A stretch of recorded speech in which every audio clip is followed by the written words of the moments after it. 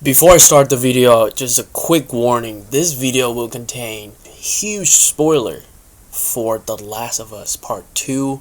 If you don't want to know about these spoiler, if you want to go into the games blind, I would just click away like right now. But if you're someone who's either doesn't care about the spoiler or have already read these leaks, let's talk about them.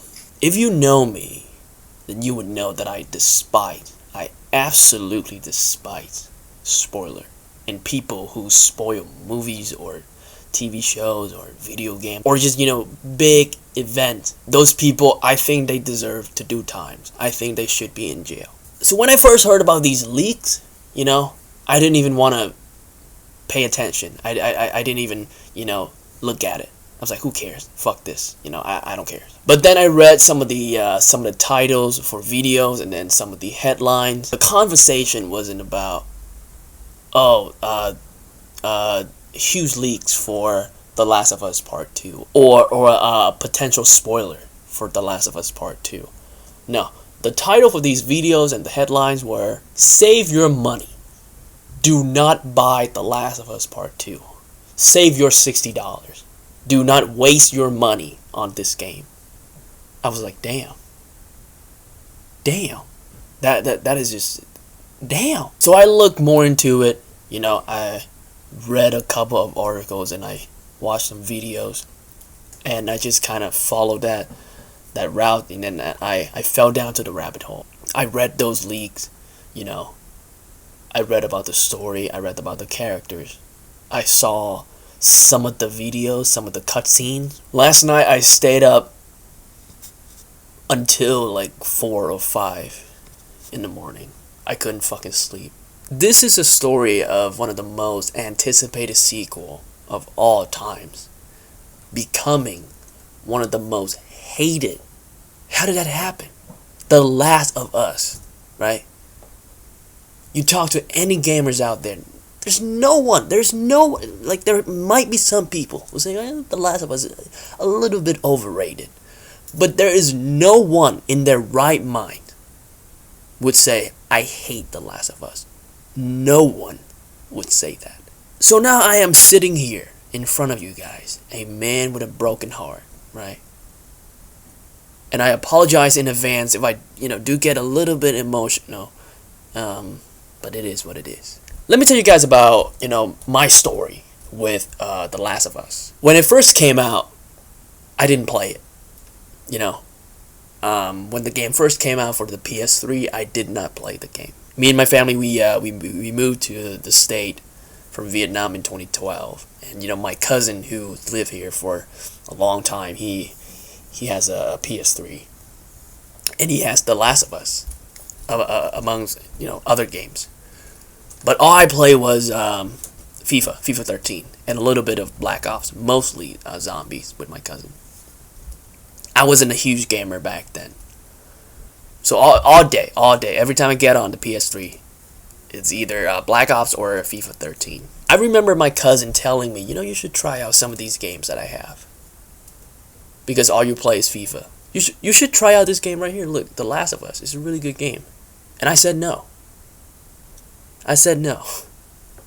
He told me to play The Last of Us, and I said, I'm good. I'm good with FIFA. I'm good with Black Ops. I believe junior or senior years in high school, I had my buddy, one of my best friends, Ian.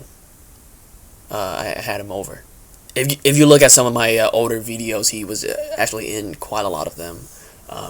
Black dude, tall, very ripped, long dread, very good looking. That got weird. But Ian and I, we were just playing some video games. 1v1 on Black Ops, 1v1 on Naruto, right?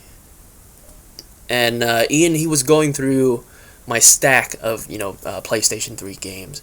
I'm like, oh yeah, Uncharted 2, really good game. You look at it, okay, Black Ops, FIFA.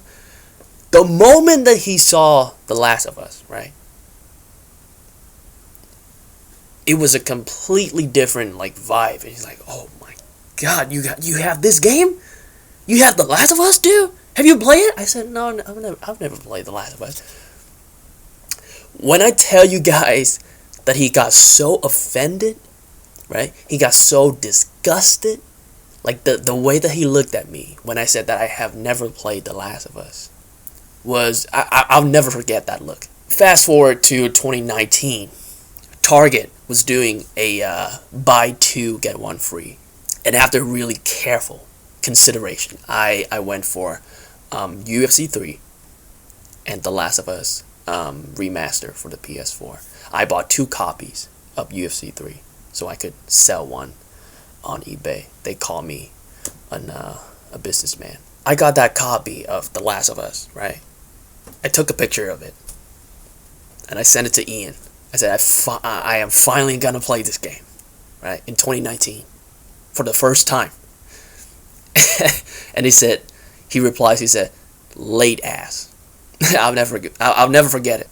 And I said to myself, I'm just gonna take this very slowly, a couple hours, 1 or 2 hours a day. I didn't want to, finish with the game way too quickly, because to be honest, the multiplayer didn't look very good to me. I wasn't like super interested in that at all. I just wanted to play the story and the legendary single player campaign that is The Last of Us, that I've been hearing so much about, right? Within the first 10 minutes, I fell in love with this game. Within the first 10 minutes, I fell in love with it. There's something about this story, and there's something about the characters.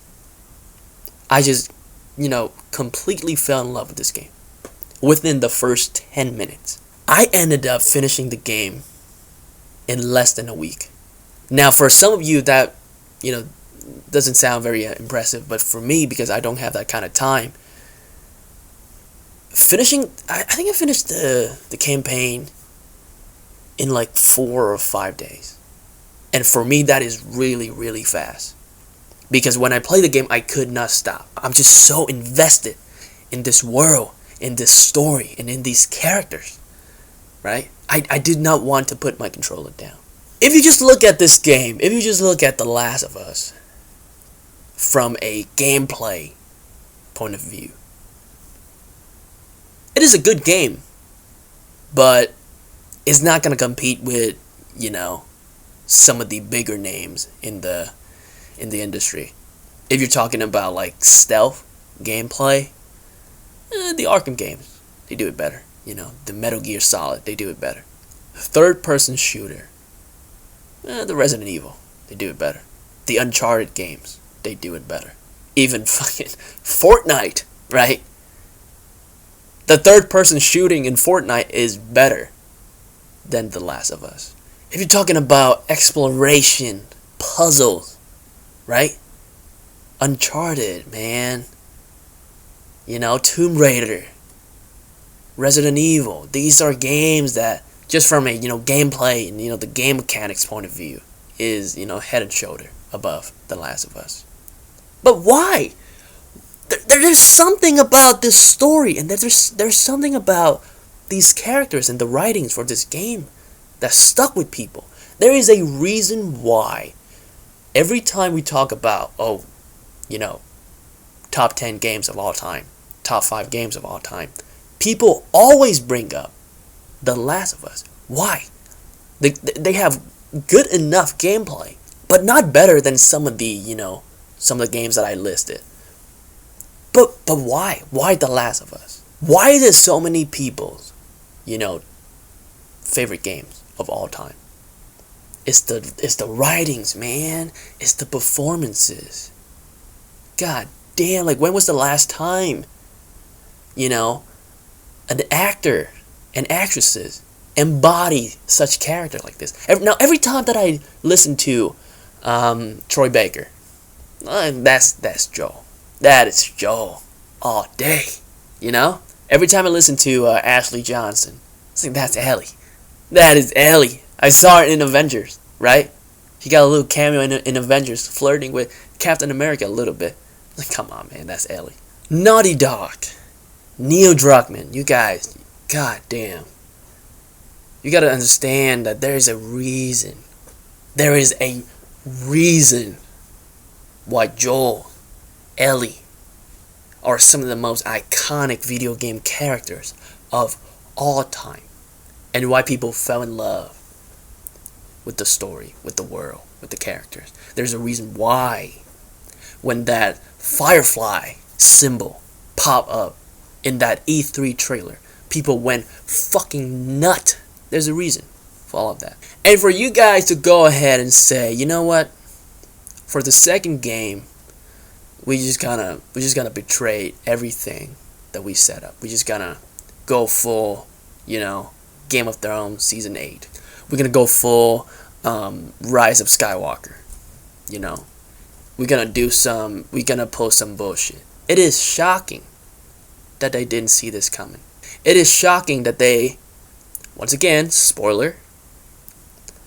It is shocking that they decided to, let's kill off Joel in the most bullshit way possible.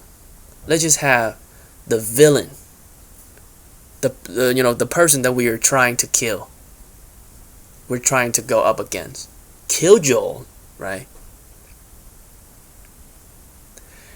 And then from that point on, you're gonna play as that character, the one who just killed Joel, the person who you spend so much time with in the first game, the character who you fell in love with in the first game. Let's have the villain of the story kill Joel, and for the remaining of the game, you're gonna play not as Ellie, but as Abby, the one who just killed Joel. How does that make sense? Like, who in their right mind would go, you know what, that's a good idea? There's a part of me that, I knew Joel was gonna die. And, I expected him to die. It's gonna sound weird, but I wanted him to die in the sequel. Because I think doing what he did to Ellie, at the end of that first game, and for him to die in the second game, just to prove that, okay, Ellie, like, you're my daughter, like, I just can't, I made mistakes, I apologize, but as far as I'm concerned, you are my daughter now, and I'm gonna do everything I can, right or wrong, I'm gonna do it so I can be with you, so I can be your father. I wanted that to be the core, of The Last of Us Part 2. And I wanted him to die protecting Ellie. Protecting that idea of, okay, I am her father. And I am making the ultimate sacrifice. Right? That's how I wanted him to die. He died protecting Ellie. And his death is going to teach Ellie something. Right? But no, that's not what happened. That is not what happened. That's not what they came up with. And they even lied to us about this. They even lied to us. Go back and watch the trailer. Watch that release date review trailer that they put out. If you watch that trailer, they were trying to convince you that, okay, this game is Ellie-centric. At some point in the game, Dina, who is Ellie's, partner, die. And then Ellie is gonna go look for those people who killed Dina for revenge. And at some point, Joel showed up. He showed up, right? And he decided to help her. And maybe by the end of the game, Joel's died. That's what I got from the trailer. None of these, Abby nonsense. None of these circle of violence nonsense. I'm just... Why and how? Why did you think that this was a good idea? And how did you fucking come up with it? I don't get it. I don't fucking get it. Now imagine, right? Playing that Spider-Man game. The PS4 game. Phenomenal game. I have a review for that. Halfway through the story, Mr. Negative, attack Norman Osborn. And the suicide bomber, he killed Miles Morales as his father. Now imagine having to play not as Spider-Man, but as Mr. Negative from that point on. That's what it felt like for me. I was like, there's no way. Like, listen, there is a part of me, I am 99% sure that these leaks are true. But you may ask, why the 1%?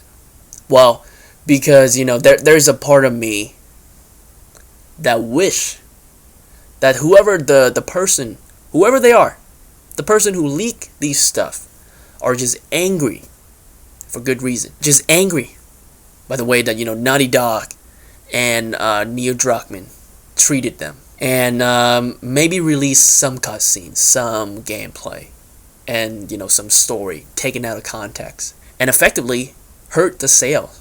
People are canceling their pre-orders. Now that's what I'm hoping, right? That's what I'm hoping is the case. But again, I am 99% sure that these leaks are true. And if you just look at the way that Naughty Dog and Neil Druckmann, the people who work on this game, the way that they respond to it, the PR,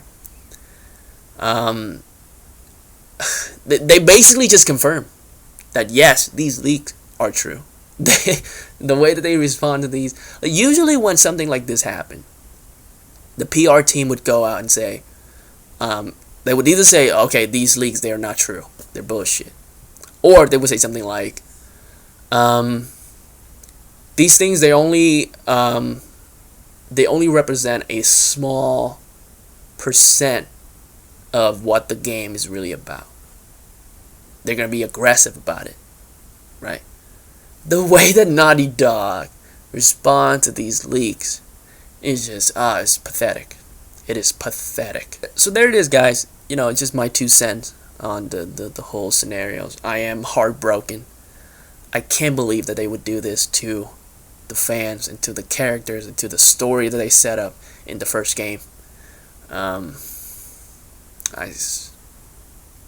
don't know, man. I'm just bummed the fuck out. But in the comment section, let me know how you feel about all these craziness, and hopefully we can get some discussion out of it. And as always, if you enjoy my video, hit the like button and subscribe if you want to see more videos like this. And with that being said, I'll see you soon. Let's hope the HBO TV show is going to turn out great. Let's hope.